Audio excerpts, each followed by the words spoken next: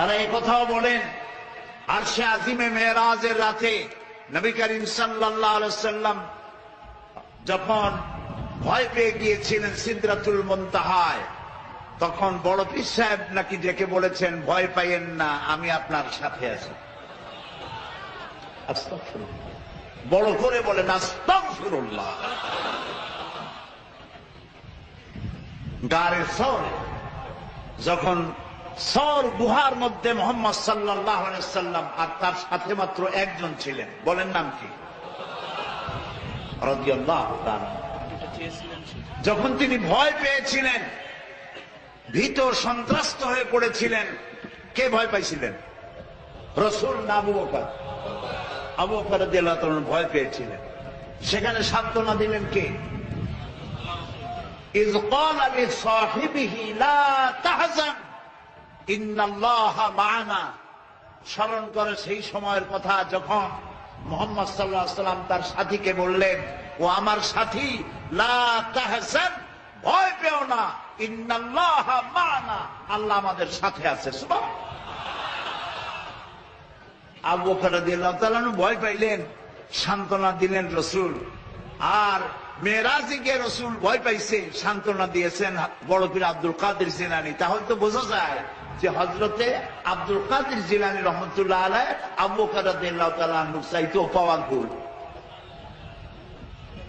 একজন প্রশ্ন করেছিলেন হযরত বড় পীর সাহেবকে, হুজুর, আপনি তো আওলাদে রাসূল, অনেক বড় আলেম এবং বড় পীর, আপনার মর্যাদা কি সাহাবীদের সমান? তিনি জবাবে বলেছিলেন, এই ধরনের বেয়াদবিপূর্ণ কথা আর কোনদিন আমার সামনে উচ্চারণ করবে না। রাসূল করিম সাল্লাল্লাহু আলাইহি ওয়াসাল্লামের সাহাবীরা যখন জিহাদের ময়দানে যেতেন, ঘোড়ার পৃষ্ঠে সওয়ার হয়ে ঊর্ধ্বশ্বাসে ঘোড়া ছুটছে, সেই ঘোড়ার নাকের ভিতরে যখন ধুলাবালি ঢুকতো, আমি আব্দুল কাদের জিলানী, সাহাবী তো দূরের কথা, সাহাবীদের যে ঘোড়ার উপরে যুদ্ধ করত, সেই ঘোড়ার নাকের ধুলাবালির সমান নয়। সুতরাং এই জাতীয় কথা যারা ওয়াজ করেন তারা বেয়াদব। নবী করিম সাল্লাল্লাহু আলাইহি ওয়াসাল্লামকে হাজির নাজির বলা হয়, নাউযুবিল্লাহ বলেন। তিনি হাজির নাজির নন, রাসূল মাখলুক, আল্লাহ হচ্ছেন খালেক। আকীদা সাফ করতে হবে। একজন পীর সাহেব মারা গেছেন, চাঁদপুরে গেছিলাম একবার, যাই শুনলাম তিনি মাহফিলে দুইটা চেয়ার রাখেন, একটা খালি, খুব সাজানো গোছানো। বললাম ওইটা কেন? কয়েছে রাসূল তো হাজির নাজির, আমরা এতগুলি উম্মত এক জায়গায় হয়েছি, ইয়া নবী সালাম আলাইকা কইতেছি, তা রাসূল আসবে না? তিনি তো আসবেনই, আর আসবে বলে তার জন্য একটা চেয়ার রাখা উচিত। তাই বললাম দলিল তো মজবুত, রাসূল আসছে, একটা চেয়ার তো দেওয়াই উচিত। আমি মানলাম, 30 সেকেন্ডের জন্য মানলাম, রাসূল আসছে, তার জন্য একটা চেয়ার রাখা উম্মতের জরুরি। কিন্তু আপনারা বলেন, রাসূলুল্লাহর জন্য একটা চেয়ার রাখে, একটা মঞ্চ, সেখানে একটা চেয়ার, রাসূল বসবেন, সেই চেয়ারের পাশে আর একটা চেয়ার দিয়া বসতে পারে এমন বেয়াদব আকাশের নিচে জমিনের উপরে হতে পারে? সুতরাং এ দিয়ে রাসূলের ইজ্জত বাড়ানো হয়নি, তাওহীন করা হয়েছে। কাজী রাসূলের ব্যাপারটি নিয়ে এই ধরনের কথাবার্তা, ওয়াজ নসিহত করা আদৌ ঠিক নয়। তারপর রাসূল নূরের তৈরি, না মাটির তৈরি? আচ্ছা ভাই, আপনার পরীক্ষা তো আসবে সিলেবাসের মধ্য দিয়া, আমার কথা বুঝতেছেন? পরীক্ষা আসবে কিসের মধ্যে দিয়া? আপনি সিলেবাস পড়েন নাই, সিলেবাসের বাইরে পড়ছেন, জন্মের পড়া। পরীক্ষা পাস করবেন, ফার্স্ট ডিভিশনে ফেল করবেন। কিয়ামতের দিন আল্লাহ রাব্বুল আলামিন, বিশ্বাস করুন আমার সামনে কোরআন, কিয়ামতের দিন আল্লাহ রাব্বুল আলামিন তার কোন বান্দাকে প্রশ্ন করবেন না, রাসূল নূরের ছিল না মাটির ছিল, এ ব্যাপারে তোমার আকীদা কি? রাসূল গায়েব জানতেন কিনা, এ ব্যাপারে তোমার আকীদা কি? রাসূল হাজির নাজির ছিলেন কিনা, এ ব্যাপারে তোমার আকীদা কি? এই ব্যাপারে একটি প্রশ্ন করা হবে না। যেই ব্যাপারে প্রশ্ন নাই, সেই ব্যাপারে আজে বাজে বক্তব্য দিয়ে আপনারা রাসূলের মহব্বত দেখান, কিন্তু রাসূলকে যখন গালি দেয় আপনারা তখন থাকেন কই? কই কোনোদিন তো শুনলাম না যে অমুক হুজুরের রাসূলের সুন্নাত চালু করার জন্য কোন জায়গায় জিহাদের ময়দানে অ্যাটাক হয়েছেন, পাথর খেয়েছেন, জেলে গেছেন, জরিমানা হয়েছে, এরকম তো শুনি না। শুধু আজেবাজে ওয়াজ করেন আর পকেট ভরে পয়সা নিয়ে বাড়ি চলে যান আর মানুষের মধ্যে বিভ্রান্তি ছড়ায় যান। আল্লাহর ওয়াস্তে খুলনার ওলামাদেরকে বলবো, এই জাতীয় লোকদেরকে খুলনায় প্রবেশ করতে দিবেন না। আমরা কোনো আজেবাজে বক্তব্য শুনতে চাই না। যে কথা বলবেন প্রত্যেকটি কথার পেছনে দলিল দিতে হবে, কোরআন আর হাদিস। কথা বুঝে আসছে? সুতরাং আকীদা সাফ করতে হবে। কারণ আল্লাহ রাব্বুল আলামিন বলেন, وَقَدِمْنَا إِلَى مَا عَمِلُوا مِنْ عَمَلٍ فَجَعَلْنَاهُ هَبَاءً مَنْثُورًا। আল্লাহ তাআলা বলেন, কিয়ামতের দিন আমি যখন বান্দার আমলনামার দিকে আমি যখন মনোযোগী হব, ওই আমলনামার ভিতরে আমি যদি শিরক মিশ্রিত দেখি, তাহলে বান্দার আমলনামাকে ধুলাবালির মতো উড়াইয়া দেব। ধুলি কণার মতো আমলনামাকে উড়িয়ে দেওয়া হবে। আমি দৃষ্টান্ত দিতে গিয়ে বলি, 10 কোটি 5 কোটি টাকা বা 100 কোটি টাকা খরচ করে বিশাল একটা বিল্ডিং তৈরি করেছেন। এই বিল্ডিংটা ধ্বংস করার জন্য একটা টাইম বোম যথেষ্ট, ঠিক কিনা? একটা টাইম বোম রেখে দিলে, দূরের থেকে রিমোট কন্ট্রোলের বাটন টিপলেন, বোমাটা বিস্ফোরিত হলো। 100 কোটি টাকার খরচ করা বিশাল বিল্ডিং মুহূর্তের ভিতরে ধূলিকণায় পরিণত হয়ে যায়। এটা বোঝা কি কঠিন না সহজ?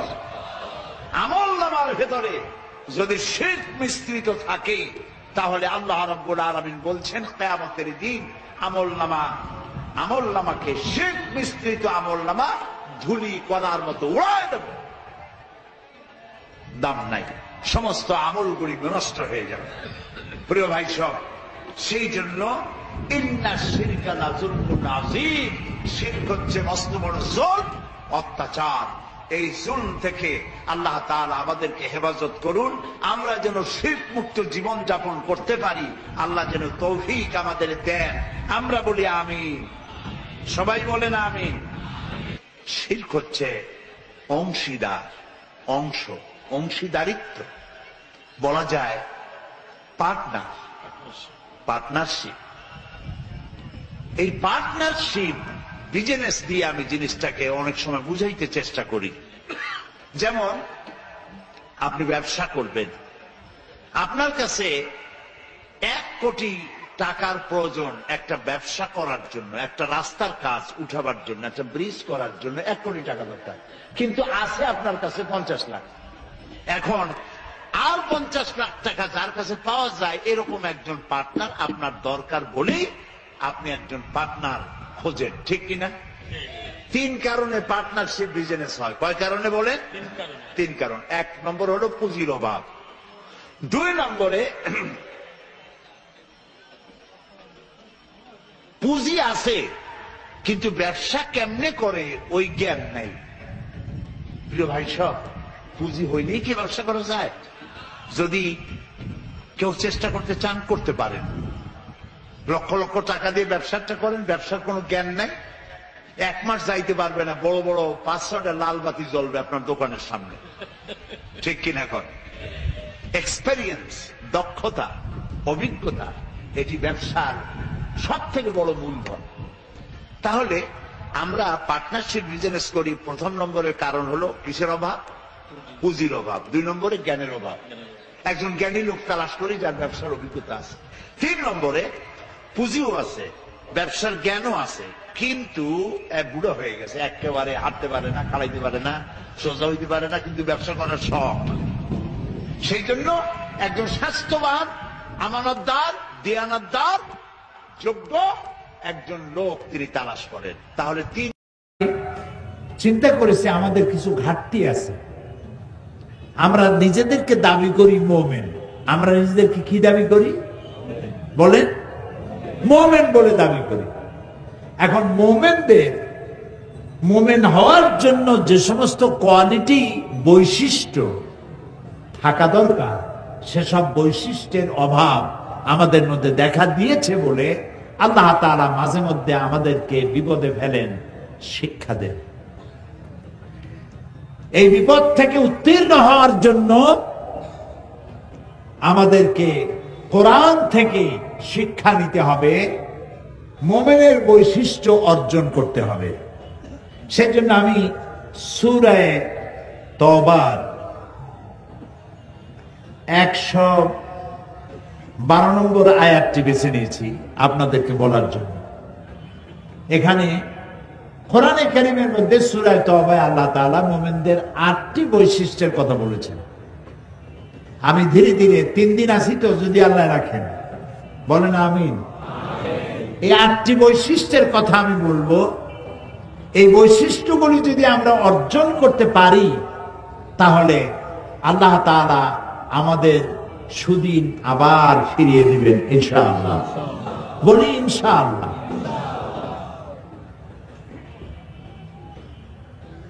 أعوذ بالله من الشيطان الرجيم بسم الله الرحمن الرحيم التائبون العابدون الحامدون السائحون الراكعون الساجدون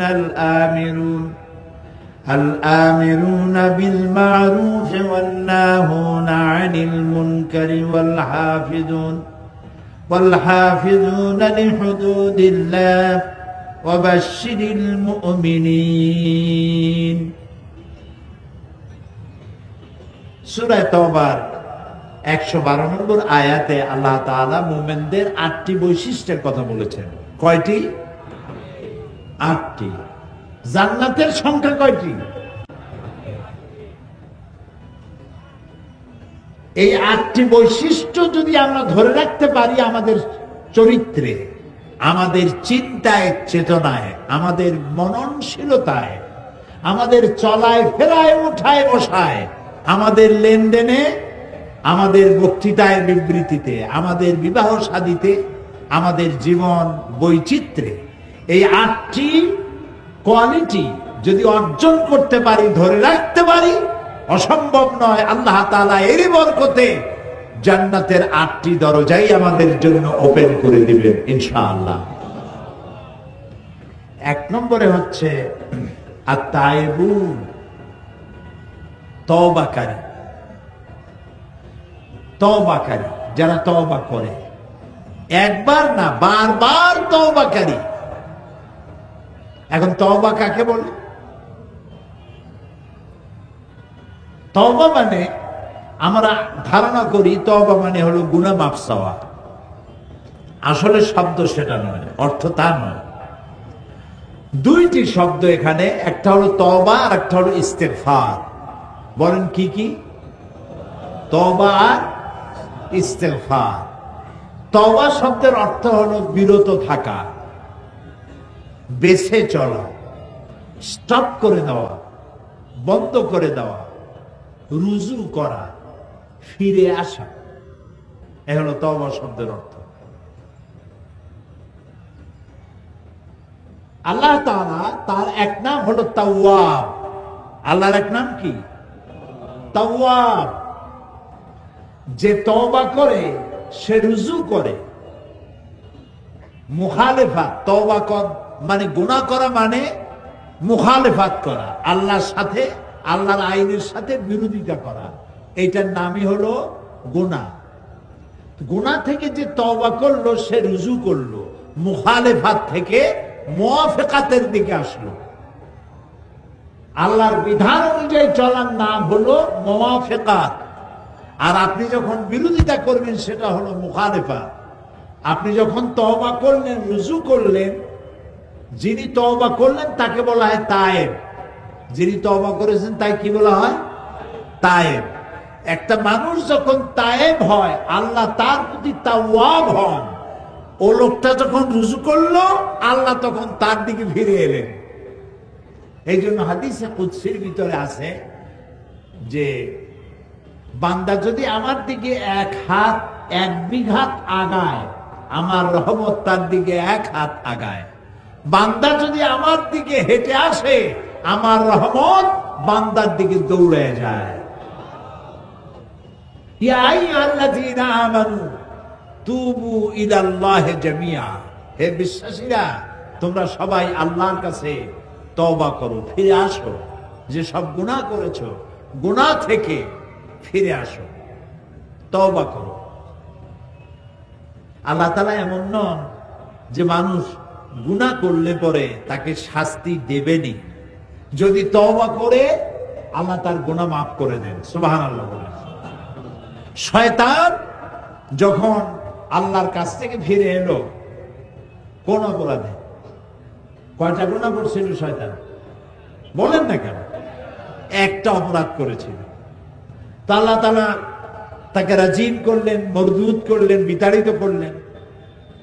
শয়তান বলল যে আদমের কারণে আমার সমস্ত ইবাদত পণ্ড হয়ে গেল, আমি সেই আদমের সন্তানগুলি সবগুলিকে ওয়াসওয়াসা দিয়ে জাহান্নামে নিয়ে যাব।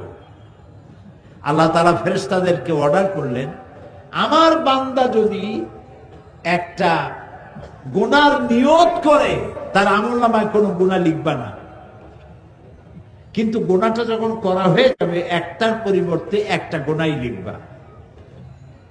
কিন্তু আমার বান্দা যদি একটি নেক কাজ করার নিয়ত করে, কাজটা সম্পাদন করে নাই, শুধু নিয়ত করেছে, আমলনামায় একটি নেকি লিখে দিবে। সুবহানাল্লাহ বলতে ইচ্ছা করলো। আর যখন নেক কাজটি সম্পন্ন হয়ে যাবে, আমার বান্দার আমলনামায় একের পরিবর্তে 10টা গ্রেস মার্ক 10 গুণ বাড়ায় নেকি লিখে দিবা। দুনিয়ার মানুষের শাস্তির বিধান দেখেন। কেউ চুরি করলো, ডাকাতি করলো, সে গ্রেফতার হলো, জেলে গেল, 6 মাস পর আবার বেরিয়ে আসলো, আবার অপরাধ করলো, আবার জেলে গেল, আবার বেরিয়ে আসলো, আবার অপরাধ করলো, আবার জেলে গেল। যতবার অপরাধ করবে ততবার জেলে যাবে। আর থানায় তার খাতায় ব্ল্যাক লিস্টে তার নাম লিপিবদ্ধ হয়ে থাকবে, দাগি চোর, দাগি ডাকাত ইত্যাদি। কিন্তু আল্লাহ রাব্বুল আলামিনের সিস্টেম ভিন্ন।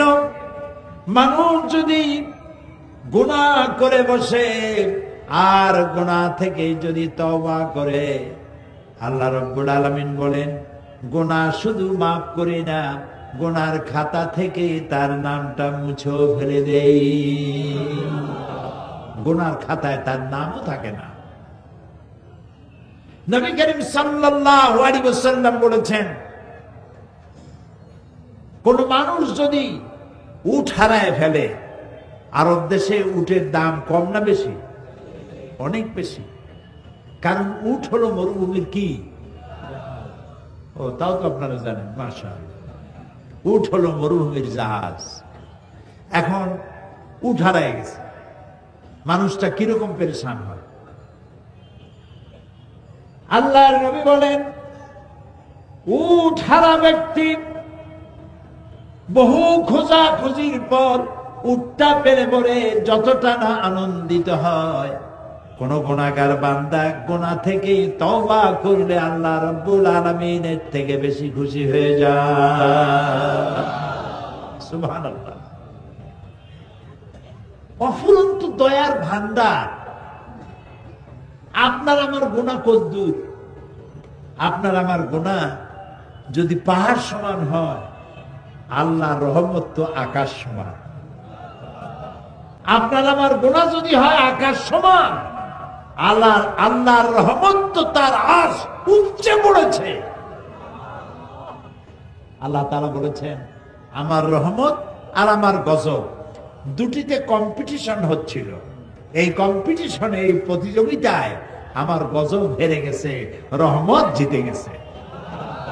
সুবহানাল্লাহ, সুবহানাল্লাহ বলেন। আল্লাহ আল্লাহ আল্লাহ আল্লাহ, কি মধুর নাম।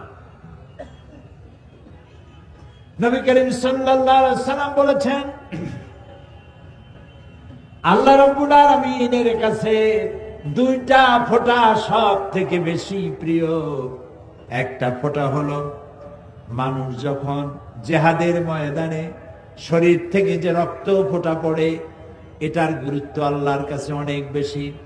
আবার যখন গভীর রাত্রে বান্দা যখন চোখ দিয়া পানি ছাড়ে গুনাহ করেছে বলে অপরাধের ফিলিংস উঠেছে, আল্লাহর কাছে হাত তুলেছে, চোখের পানি ফেলেছে, আল্লাহর নবী বলেন অনুতপ্ত আর অনুশোচনা করে চোখের পানি নাকের অর্ধেক আসতে না আসতে আল্লাহ রাব্বুল আলামিন তার গুনাহ মাফ করে দেন। কত দয়া এ কোরআনে ভরা, যেখানে জব্বার কাহ্হার নাম আল্লাহ ব্যবহার করেছেন, পাশে ওদুদ রহিম এ নাম ব্যবহার করেছেন। যেখানে জাহান্নামের কথা, বান্দা যেন ভয় না পায়, সাথে আবার জান্নাতের কথা।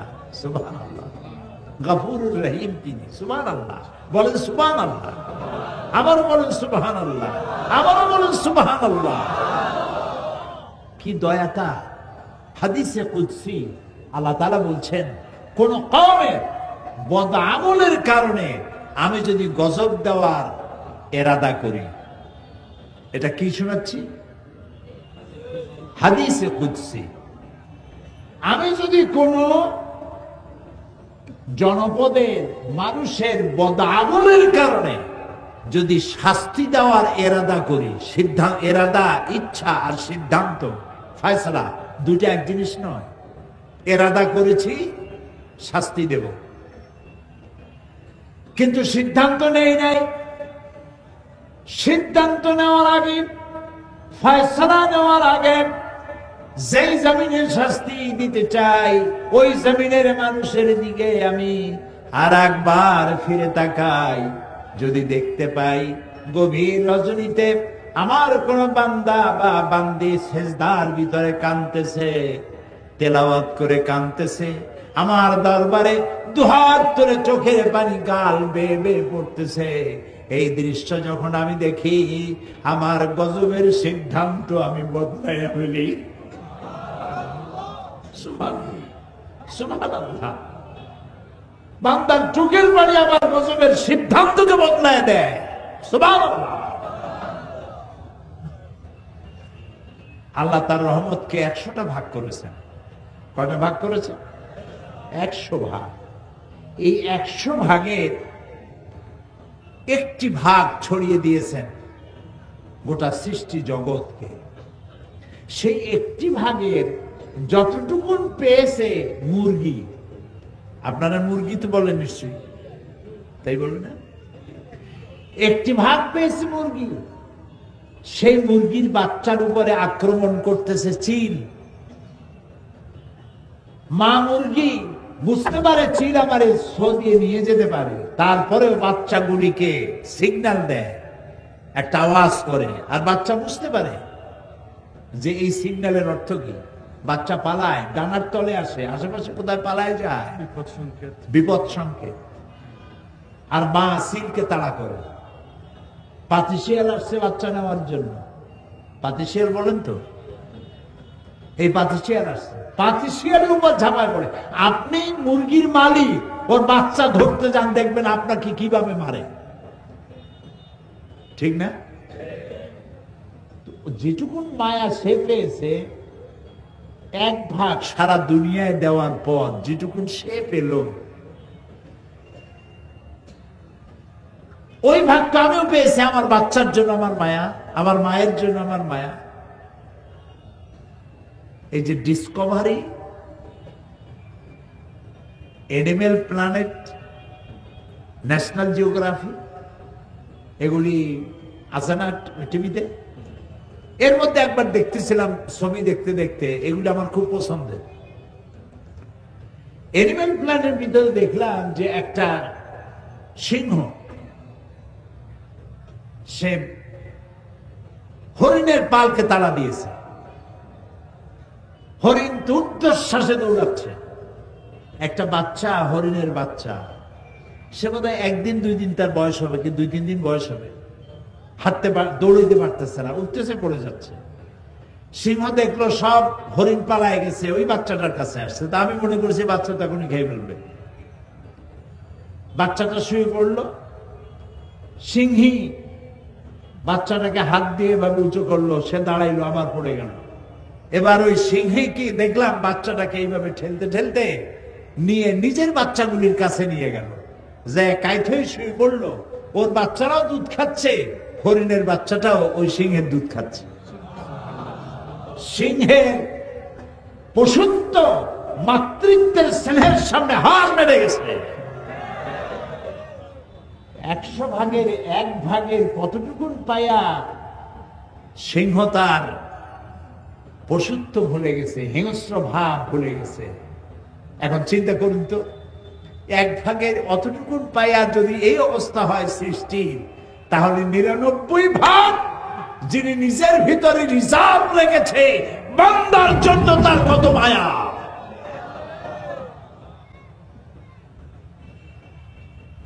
বান্দা গুনাহ করতেই পারে, 1000 বার পারে। আল্লাহ তাআলা দিনের বেলায় তার হাত সম্প্রসারিত করে রাখেন যাতে রাতের গুনাহগারেরা মাপ চায়। হাদিস, কিয়ামত পর্যন্ত আল্লাহ তাআলা দিনের বেলায় তার রহমতের হাত প্রসারিত করে রাখেন যাতে রাতে যারা গুনাহ করছে তারা যেন মাপ চেয়ে নেয়। আবার রাতের বেলায় 2 হাত প্রসারিত করে রাখেন যাতে করে দিনের গুনাহগারেরা রাতের বেলায় উঠে চোখের পানি ফেলে গুনাহ মাপ চায়। সূর্য যতক্ষণ পশ্চিম দিগন্ত থেকে উদিত না হচ্ছে ততদিন পর্যন্ত আল্লাহ তাআলা তার রহমতের হাত বিস্তার করে রাখবে। আর তাইবু, বেশি করে তওবা করো, গুনাহ মাপ চাও আল্লাহর কাছে। গুনাহ মাফ করার ক্ষমতা কারো নাই। গুনাহ মাফ করতে কে পারে? সবাই বলে, ওয়াইজা ফাআলু ফাহিশাতান আও যালামু আনফুসাহুম যাকারুল্লাহ।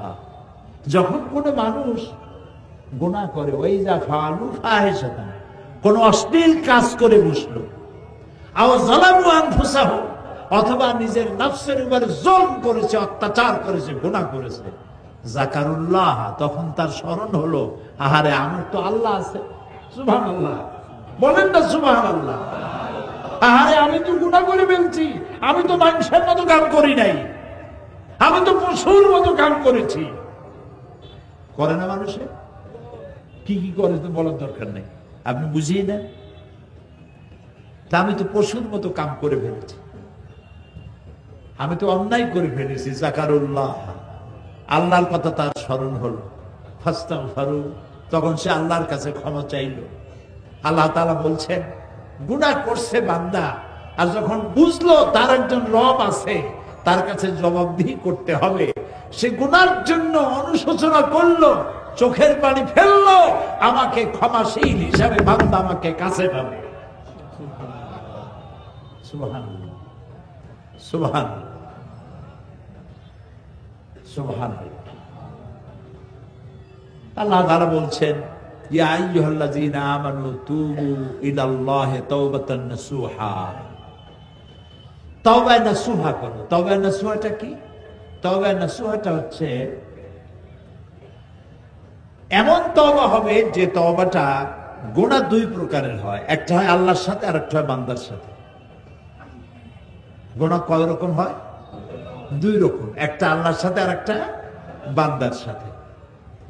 তো আল্লাহর সাথে যে গুনাহটা হবে সেজন্য আল্লাহর কাছে ক্ষমা চাইতে হবে, এই গুনাহ আর করবো না, আল্লাহ তুমি মাফ করে দাও।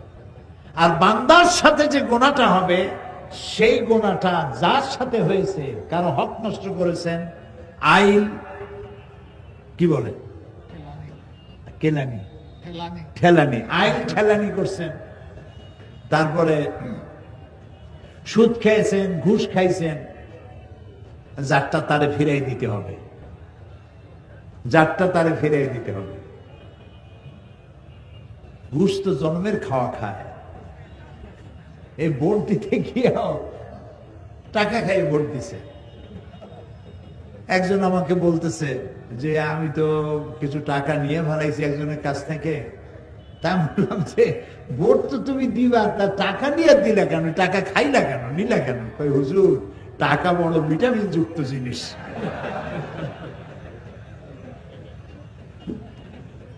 এই ভিটামিন যুক্ত জিনিস বেশি খাইলে পরে সমস্যা আছে। এই টাকাগুলো ফেরত দেওয়া লাগবে, যার কাছ থেকে নিয়েছেন তাকে ফেরত দিতে হবে। যতক্ষণ না যে বান্দার হক নষ্ট করেছেন সেই বান্দার হক যতক্ষণ না তার কাছে ফেরত না দিবেন, ক্ষমা না চাইবেন, তিনি যতক্ষণ ক্ষমা না করবেন, আল্লাহ এত মহা শক্তিধর, আল্লাহ রাব্বুল আলামিন এই অপরাধ ক্ষমা করবেন না, করবেন না, করবেন না। নবী করিম সাল্লাল্লাহু আলাইহি ওয়াসাল্লাম বলেছেন, আতাদরুনা মাল মুফলিস, তোমরা কি জানো অসহায় দরিদ্রকে? সাহাবীরা বলেন, হ্যাঁ জানি। কে? বলল যে যার উট নাই, ভেড়া নাই, গরু নাই, ছাগল নাই, বাড়ি নাই, ঘর নাই, এই তো গরিব। রাসূলুল্লাহ বললেন, এই অর্থে আমি বলি নেই। মুফলিস অসহায়, গরিব, দরিদ্র, নিঃস্ব ওই ব্যক্তি হবে কিয়ামতের দিন যে অনেক নামাজ, রোজা, তাহাজ্জুদ ইত্যাদি নিয়ে আল্লাহর দরবারে হাজির হবে, জান্নাতে যাওয়ার মতো সব তার আছে। এমন সময় দেখা যাবে লাইন দেওয়া লোক দাঁড়ানো, একজন এসে বলবে আল্লাহ তাআলা আমি তার কাছে এত টাকা পাবো, আর একজনে বলবে আমার জমিন উল্টাই দিছে, আইল ঠেলছে, আইল কি ঠেলুনি করছে, আইল ঠেলিছে, আইল ঠেলে। আর একজন বলবে ঘুষ খাইছে, আর একজন বলবে তার ভোট দিই নাই, এই জন্য আমার ঠ্যাং ভাঙ্গি হাতে ধরাই দিছে। এই নানান রকমের অভিযোগ নিয়ে হাজির হবে কিয়ামতের ময়দানে এই ব্যক্তির বিরুদ্ধে। তো আল্লাহ তাআলা এখন ওরে যদি বলে যে টাকা ফেরত দাও, ওর টাকা আছে ওখানে, ওখানে টাকা চলবে? আচ্ছা টাকা না চললে ডলার তো চলবে, পাউন্ড তা চলবে না। এখানে নেকি ছাড়া আর কিছু নেই। আল্লাহ তাআলা ফয়সালা দিবেন, ওর নেকি দিয়া ওর পাওনা মিটাও। তারপরে ফরজ গেল, ওয়াজিব গেল, সুন্নত গেল, নফল গেল, মুস্তাহাব গেল, যা যা সব কামাই করছিল সবগুলি দেনাদারদের দেওয়ার পরেও রাসূলুল্লাহ বলছেন যে তার পাওনাদার আরো বাকি আছে। তখন আল্লাহ তাআলা ফয়সালা করবেন, ওদের পাপ এর মাথায় দিয়ে একে জাহান্নামে পাঠিয়ে দাও। নাউজ বলেন, নাউযু বিল্লাহি মিন যালিক। এটা হলো মুফলিস, এটা হলো অসহায়। এর থেকে দরিদ্র, এর থেকে অসহায় আর কেউ হতে পারে না। আল্লাহ আমাদেরকে মাফ করুন, আমরা বলি আমিন। এই যে কাবা শরীফ তওয়াফ করে, আপনারা গেছেন না? আপনাদের তো অনেক পয়সা, সিলেটের মানুষের আলহামদুলিল্লাহ। যারা যান নাই যাবেন, যাবেন। আল্লাহ যাওয়াটা অনেক দিন, বলেন আমিন, বলেন সবাই আমিন। কাবা শরীফের মজাই আলাদা, সুবহানাল্লাহ। একটি কালো ঘর, কোন শৈল্পিক সৌন্দর্য কাবা শরীফের নাই। কালো পাথর, কালো চাদর দিয়ে ঢাকা। কিন্তু আমি যতবার দেখি আমার কাছে মনে হয় যেন সারা দুনিয়ার সব সৌন্দর্য দিয়ে ঘরটা তৈরি করা হয়েছে, চোখ ফিরানো যায় না। এখানে তওয়াফের মধ্যে মানুষ যখন তওয়াফ করে, ষষ্ঠ চক্করে একটা দোয়া আছে, আল্লাহুম্মা ইন্না আলাইয়া হুকুকান কাসীরান ফীমা বাইনি ওয়া বাইনা। আয় আল্লাহ তাআলা, তোমার সাথে আর আমার সাথে, আর তোমার বান্দার সাথে আর আমার সাথে কিছু দেনা পাওনা আছে। এই দেনা পাওনাগুলি কিভাবে শোধ হবে? তো তোমার কাছে আমার কাছে তোমার যা দেনা ছিল, আমি তো তোমার বান্দা, আমি তোমার গোলাম, আমার কাছে তোমার যা দেনা ছিল তুমি সব শোধ করেছো। সুবহানাল্লাহ বলে। আমি চোখ চাই নাই, একটার জায়গায় দুইটা চোখ দিছো, দুইটা কান দিছো, হাত দিছো, যৌবন দিছো, পাও দিছো, সন্তান দিছো, জায়গা দিছো, বাড়ি দিছো, টাকা দিছো, গাড়ি দিছো, কি দেও নাই? আমাকে সৃষ্টি করার পর সমস্ত দেনা, আমাকে দেওয়ার দেনাগুলি সব তুমি শোধ করেছো, কিন্তু তোমার কোন দেনা আমি পরিশোধ করতে পারিনি। আমি তোমার কাছে ঋণী হয়ে আছি। এক। দুই নম্বরে, তোমার বান্দার সাথে আমার অনেক দেনা পাওনা আছে। তোমার বান্দার কাছে যে আমার যে দেনা পাওনা আছে, ওই দেনা পাওনাগুলি আমি যেন শোধ করতে পারি, সে তৌফিক তোমার কাছে কামনা করি। আর আমি যে তোমার কাছে দেনা হয়ে আছি, সেই দেনার শোধ করার একটাই পথ, তুমি দয়া করে আমাকে মাফ করে দাও। ওয়াদখিলনাল জান্নাতা বিগাইরি হিসাব ওয়াদখিলনাল জান্নাতা মাল আবরার। আল্লাহ তোমার নেককার বান্দাদের সাথে আমাকে তোমার জান্নাত দিও, আর আমার কাছে তুমি হিসাব। বাড়ি বানাবো, আমার টাকায় কুলাচ্ছে না, 2 লাখ টাকা 5 লাখ টাকা ধার করা লাগবে। আপনি চাইতে পারবেন, জায়েজ আছে, নিশ্চয়ই জায়েজ আছে, 1000 বার জায়েজ আছে। জায়েজ নাই কোনটা? ওইটা জায়েজ নাই যেটা মানুষ দিতে পারে না। দিতে পারে কে? আল্লাহ তাআলা। সেইটা মানুষের কাছে চাইতে পারবেন না। সে যেমন বিবাহ হয়েছে 8-10 বছর, বাচ্চা হয় না, এই বাচ্চা আপনি কোন পীর সাহেবের কাছে চাইতে পারবেন না। এটা কোনো মাজারে গিয়ে চাইতে পারবেন না। এটা কোনো জিন্দা পীর অথবা কোনো মৃত্যু পীরের কাছে চাইতে পারবেন না। এবং এই উদ্দেশ্যে আপনি কোনো মানতও করতে পারবেন না, কোনো পীরের নামে, কোনো মাজারের নামে। কথা কি বুঝে আসতেছে ভাই? কথা বুঝে আসতেছে? আল্লাহ রাব্বুল আলামিন বলেন, আমি কাউকে কন্যা দেই, কাউকে ছেলে দেই, কাউকে কন্যা দেই, কাউকে পুত্র দেই, কাউকে কন্যাও দেই, পুত্রও দেই, কাউকে কিছুই দেই না। সুবহানাল্লাহ। আল্লামা ইবনে কাসির এই আয়াতের ব্যাখ্যায় লিখেছেন, এই যে আল্লাহ তাআলা বললেন কাউকে কন্যা সন্তান দেই, কাউকে পুত্র সন্তান দেই, লক্ষ্য করুন এই আয়াতের ব্যাখ্যায় আল্লামা ইবনে কাসির রাহমাতুল্লাহ আলাইহি লিখেছেন, যেই দম্পতির প্রথম হয় কন্যা সন্তান, তারা বরকতপূর্ণ, আল্লাহ রহমত তাদের উপরে। কারণ আল্লাহ পুত্র দিয়ে শুরু করেন না, আল্লাহ শুরুই করেছেন কন্যা দিয়া। সুবহানাল্লাহ। আল্লাহ তো একথা বলেন নাই যে আমি কাউকে পুত্র দেই, কাউকে কন্যা দেই। আল্লাহ শুরু করছেন কি দিয়া? কন্যা দিয়ে। এই জন্য যার কন্যা হয় আগে সে ভাগ্যবতী। কিন্তু আমাদের কপাল খারাপ পুরুষগুলা, আশা করে ছেলে হবে, ছেলে হবে, যেই হলো মেয়ে মুখ কালো হয়ে যায়, শ্বশুর বাড়িয়ে যায়। নাউজুবিল্লাহ বলে। প্রিয় ভাই সব, সন্তান চাইতে হবে কার কাছে? মানুষের কি খারাপ আকীদা, বলে কি আল্লাহর ধন খাজারে দিয়া আল্লাহ গেছে খালি হইয়া, কেউ ফেরে না খালি হাতে। কি আমি জানি, কিন্তু আমি টেস্ট করলাম। এই গান গাওয়া জায়েজ নাই, বিশ্বাস করাও কত বড় মারাত্মক কথা। আপনার কি চিন্তা করছেন? আল্লাহর ধন খাজারে দিয়া আল্লাহ গেছে খালি হইয়া, তাহলে আল্লাহর অবস্থা এখন তো খুবই করুণ। কিছু দরকার হলে খাজার কাছে দরখাস্ত করা ছাড়া। জোরে কর নাউজুবিল্লাহ, নাউজুবিল্লাহ, আস্তাগফিরুল্লাহ। কি মারাত্মক! আপনি যাচ্ছেন পীরের কাছে, খাজার কাছে বাচ্চা চাইতে। পীরেরা খাজারা বড় না নবীরা বড়? তাও তো আসতে কইলেন। আসতে বলছেন এই কারণে, বইপত্রে প্রায় লাগে পীর পয়গাম্বর, মনে হয় পীর আগে পয়গাম্বর পরে। এটা কি ভুল কথা। পৃথিবীর সব পীর, সব আলেম যদি এক জায়গায় হয়, একজন নবীর জুতার সমান হবে না। প্রিয় ভাই সব, সেই নবীর সন্তান নাই, নবী কানছে কার কাছে? সূরা আলে ইমরানের মধ্যে পড়েন, হযরতে জাকারিয়া আলাইহিস সালাম আল্লাহর কাছে সন্তান চেয়েছেন। বার্ধক্যের একবারে চরম প্রান্তে গিয়ে আল্লাহ তাআলা দোয়া কবুল করলেন। হযরতে জিবরাইল নাজিল হয়ে গেলেন আর বললেন, আল্লাহ আপনাকে সুসংবাদ দান করেছেন, আল্লাহ আপনাকে একটি সন্তান দিবেন, পুত্র সন্তান। হওয়ার সাথে সাথে নাম রাখবেন ইয়াহইয়া। সন্তান হবে, পুত্র সন্তান, নাম রেখে দিয়েছেন কে? আল্লাহ। হযরতে জাকারিয়া আলাইহিস সালাম চিন্তা করলেন, বলেই ফেললেন যে জিবরাইল, আল্লাহ তো বললেন আমার ছেলে হবে, কিন্তু হবে কেমনে তা তো বুঝি না, আমি তো বুড়া মানুষ, খাইতেও পারি না। বউ বুড়ি, আকিম, বন্ধা, বাজা, তার বাচ্চা হবে কেমনে? সে বুড়ি, আমি বুড়া, কেমনে হবে? হযরত জিবরাইল তো কথা কবে না, কে না বললে? আল্লাহ তাআলা জবাব বললেন। একটা আয়াত বলে নেন, একটি শব্দ বলেছেন আল্লাহ তাআলা, কাযালিক, আমি যেভাবে চাই সেইভাবেই হবে। সুবহানাল্লাহ। আল্লাহ চাইলে কি না হয়।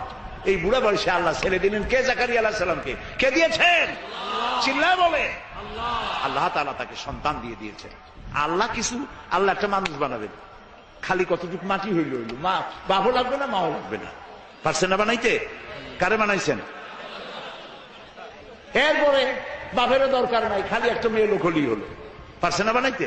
কারে বানাইছেন? ঈসা আলাইহিস সালাম। ইন্নাল্লাহ আলা কুল্লি শাইইন কাদির। সমস্ত জিনিসের উপরে ক্ষমতা রাখেন কে? আল্লাহ। আল্লাহ আল্লাহ। আমার মা বোনেরা যারা এসেছেন, আমার ভাইয়েরা যারা এসেছেন, ওয়াদা করুন মানুষের কাছে, কোন পীর সাহেবের কাছে, কোন হুজুরের কাছে এই মনের বাসনা রাখবেন না যে উনি আপনার আশা পূরণ করতে পারবেন। এই বাসনা রাখবেন না। পারবেন? এই মনটা, মন এরকম তৈরি করতে পারবেন? আল্লাহ যেন তৌফিক দেন, বলেন আমিন। মাজারে টাকা দিচ্ছে লোকেরা, আহারে মানত করে, আল্লাহ ছেলে যদি হয় খানজান আলী পীর সাহেবের কুমির ভাত খাওয়াই আসবে না, কি খাওয়াইবে? মুরগি খাওয়াই আসবে, আহারে। আচ্ছা আপনারা বলেন, কুমিরের মর্যাদা বেশি না মানুষের মর্যাদা বেশি? আরে গরিব মানুষের যদি এই দৃশ্য দেখে কানবে আর বলবে, আল্লাহ মানুষ না হইয়া খানজান আলীর দিকে যদি কুমির হইতাম তাও মুরগি খাইতে পারতাম। আস্তাগফিরুল্লাহ। আমরা বলি আস্তাগফিরুল্লাহ। আহারে কি কপাল পোড়া মুসলমান। বাইজিদ বোস্তামি রহমতুল্লাহ আলাইহির মাজার দেখলাম চট্টগ্রামে। ইতিহাস বলে না যে ওখানে ওনার মাজার আছে, একবার আসছিলেন যে আছে, কিন্তু মাজার আছে ইতিহাসটা বলে না। ওইখানে বড় একটা পুকুর, ওর মধ্যে আছে কচ্ছপ, বড় বড় কচ্ছপ, শ্যাতনা পড়ে গেছে গায়ে। আহারে মুসলমান, মাথা একটু আমার চোখ দিয়ে দেখা, মুসলমান গাছলাই বসে কি বলে ছাগলের কলজিয়া, গরুর কলজিয়া কেটে কেটে নিয়ে গেছে, কচ্ছপের খাওয়ায়, আর কচ্ছপের কদমবুসি করে, কচ্ছপের পায়ে হাত দিয়ে চুমা খায়। আহারে আশরাফুল মখলুকাত আল্লাহ বানাইলো, ওয়ালাকাদ কাররামনা বানি আদম। আদম সন্তানকে সম্মান দিলাম, সেই সম্মানিত আদম সন্তান তারা গেল কসমের কদমবুসি করতে। নাউযুবিল্লাহি মিন যালিক। দেখলাম গাছ, অনেকগুলি গাছ আছে, এই গাছে দূরের থেকে দেখলাম এত ফল। আমি বললাম যে এত ফল হয়েছে গাছে, কি গাছ? গাছে গিয়ে কি ফল? ফল টল না, ইট আর পাথর ঝুলানো। আমি জিজ্ঞেস করলাম যে ইট পাথর কেন, এগুলো কারা ঝুলাইছে? কয় যে ওই যে মেয়ে লোক আসে যাদের বাচ্চা হয় না, ওরা ইট আর পাথর ঝুলাই ধরে। আমি বললাম এর সিগনিফিকেন্স কি, এর দর্শনটা কি, ঝুলাইলে কি হয়? তাদের ধারণা গাছে ইট পাথর ঝুলাই ঝুলে যেমন একটা ভার, ওই রকম পেটের মধ্যে ভার হইতে হইতে বাচ্চা হয়ে যাবে। বলেন বলেন কোথায় গেছি আমরা, কোথায় চলে গেছি? বলেন নাউযুবিল্লাহ। প্রিয় ভাই সব, এইগুলি শিরক, এই শিরক থেকে বাঁচতে হবে। চাইতে হবে কার কাছে? সবাই বলেন, খেতে দেওয়ার মালিককে, পড়তে দেওয়ার মালিককে, হায়াতের মালিককে, মওতের মালিককে, হাসাবার মালিককে, কাঁদাবার মালিককে, সব কিছুর মালিককে। আল্লাহর নবী তাই বলেছেন, ওয়াইজা সাআলতা ফাসআলিল্লাহ ওয়াইজা ইসতাআনতা ফাসতাইন বিল্লাহ। কিছু চাইতে হইলে আল্লাহর কাছে, কিছু বলতে হলে আল্লাহরে বলো, কিছু চাইতে হলে আল্লাহর কাছে চাও। ইয়াকা নাবুদু ওয়া ইয়াকা নাস্তাঈন। সূরা ফাতিহার মধ্যে সারা জীবন পড়লাম, আয় আল্লাহ তোমারই গোলামি করি, তোমার কাছে সাহায্য চাই। একবার কাবা শরীফে মসজিদুল হারাম নামাজের ইমামতি করতেছিলেন খতিব আশ-শাইখ সৌদ আশ-শুরাইব। সুবহানাল্লাহ, কি তেলাওয়াত আল্লাহ তাদের জবানে দিয়েছেন। সুবহানাল্লাহ, আল্লাহ তাদের হায়াত দারাজ করুন, বলেন আমিন। আমি খুলনার যারা ধনাঢ্য ব্যক্তি তাদেরকে বলি, হস্ত জীবনে করবেনি একবার, পয়সা যদি থাকে তাহলে ব্যাংকক, সিঙ্গাপুর, হংকং, হাবিজাবাই জায়গায় দৌড়াদৌড়ি না করিয়া রমজান মুবারকে উমরা করিয়েছেন। রাসূলুল্লাহ বলেছেন, রমজান মুবারকে যে উমরা করলো সেজন্য আমার সাথে হজ আদায় করলো। যাই দেখেন কি মজা। আহারে নামাজ পড়তেছে, কয়েক বছর আগের কথা, ইমাম সূরা ফাতিহা পড়তেছেন, ইয়াকা নাবুদু ওয়া ইয়াকা নাস্তাইন পর্যন্ত গিয়ে আটকে গেছে। বারবার পড়তেছে ইয়াকা নাবুদু ওয়া ইয়াকা নাস্তাইন। কান্নার রোল পড়ে গেছে গোটা হারামে। আমার জীবনে সূরা ফাতিহার এই জায়গায় এসে এত কান্দাকাটি জীবনে আমিও করিনি। গোটা হারাম জুড়ে কান্নার রোল পড়েছে। কাবা শরীফ সামনে, আল্লাহ সাক্ষী করে পড়তেছি, ইয়াকা নাবুদু, আল্লাহ তোমার গোলামি করি, তোমার কাছেই সাহায্য চাই। সুবহানাল্লাহ বিহামদি। এই গোলামিটা যদি ঠিক মতো হইতো, আর সাহায্যটা যদি চাওয়া আল্লাহর কাছে ঠিক মতো হইতো, বুশের বাচ্চা বুশ মুসলমানদেরকে পিটাইতে পারত না। শারনের বাচ্চা শারন মুসলমানদের গায়ে হাত দিতে পারত না। কপাল পড়েছে, আল্লাহরে চিনি নাই, আল্লাহরে চিনি নাই। ওমা কাদারুল্লাহ হাক্কা কাদরিহি, আল্লাহর যা মর্যাদা, আল্লাহর যা মান সম্মান ইজ্জত, সেই পরিমাণে আল্লাহর হক এবং সম্মান অনুযায়ী ইবাদত করতে পারি নাই। কোরআনের ওই মর্যাদা দিতে পারে না যেই মর্যাদা কোরআনের দেওয়া উচিত। তাবিজ লিখে লিখে কোরআনের প্রতি সেই শ্রদ্ধা আমরা নষ্ট করে দিয়েছি। তাই এক শ্রেণীর লোকেরা বলে কোরআন হলো পুরাণ, 1400 বছর আগের কোরআন মানুষের উপকার, অর্থনীতি, সমাজনীতি দিবে কি? কারণ আপনি তো অর্থনীতি, সমাজনীতি পড়েন নাই, খালি তাবিজই তালাশ করছেন। কোন জায়গায় তাবিজ পাওয়া যায়? কি সব তাবিজ লেখে, লাল কালি। ধান্দা কেমনে লাগায় দেখেন, টিউবওয়েলের পানি, কলের পানি, ড্রেনের পানি, সালার পানি, বেড়ের পানি, খালের পানি, 7 জায়গার পানি, জাফরানের কালি, এগুলো আনিয়া তারপরে দাগ দেয়। কতগুলো লাল লাল দাগ দিয়া 1233, 1793, 612, 1117 সব ভাবি যাবি। এরপরে ফেরেশতাদের নাম লেখে, তারপরে লেখে ইয়া কিতমির, ওই যে এক কুকুরের নাম, হ্যাঁ জিবরাইল মিকাইল তো আছে, কুকুরের নাম লেখে। তারপরে কাপসা জাইতুস, এরপরে কি ধানের তুষ, এই সমস্ত দিয়ে টিয়া কতগুলি নাম টাম দিয়ে তাবিজ বানায়।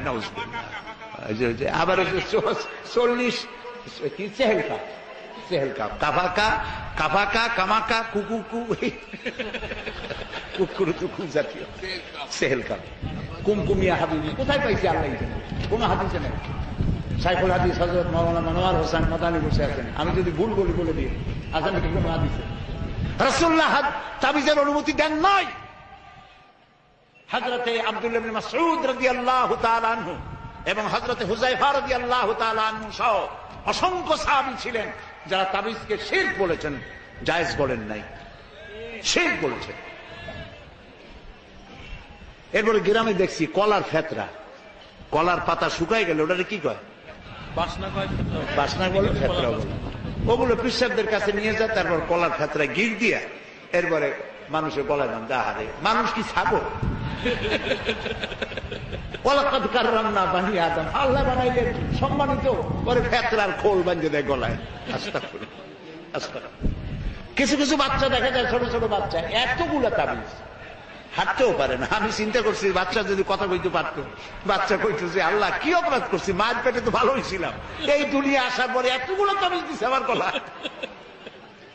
এরপরে আজমিরের সুতা, লাল সুতা, কালো সুতা, পীর সাহেবদের কাছে সুতা নিয়ে যায়, ওনারা সুতায় ফু দেয়, ফু দেয় গিরে দেয়, ফু দেয় গিরে দেয়।